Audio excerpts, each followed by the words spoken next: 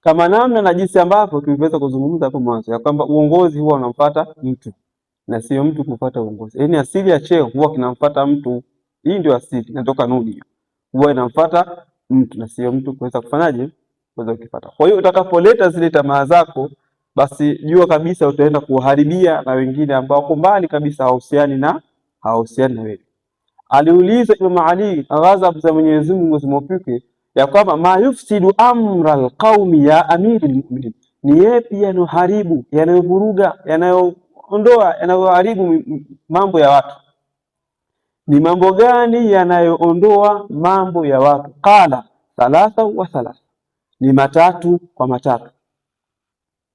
Imam Ali alijibu kwamba mambo yanayoharibu mambo ya watu au majambo yanayoharibu mambo ya watu ni matatu kwa matatu. Jambo la kwanza ni lipi?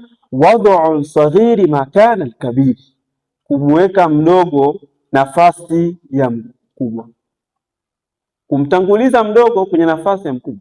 Unajua kabisa hii nafasi huyu mtu haendani nayo kwa hadhi ya hichi cheo au hii nafasi haendani nayo, lakini wewe unaamua kufanyaje? Kumweka. Ukifanya hivyo, basi subiri maharibiko. Na jambo la pili akasema ni lipi? Wad'u jahil makana al-alim, ni kumweka mjinga sehemu ya mwanachuoni.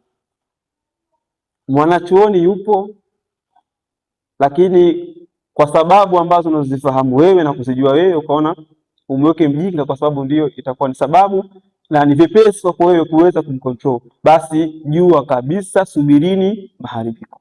Na jambo la tatu ni lipi? Alisema wad'u tabi'i fil qiyada, ni kumweka mfuasi katika uongozi.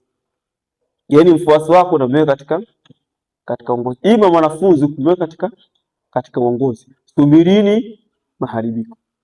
Sawa, haya ni maneno ya Imam Ali.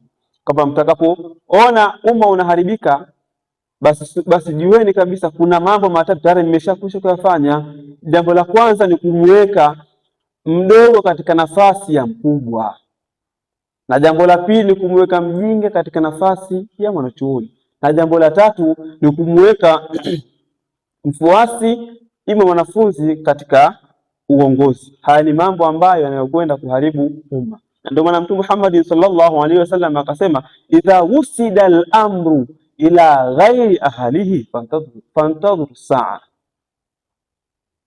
Idha wusida al-amru ila ghairi ahlihi fantadhuru saa, atakapopewa mtu majukumu ambayo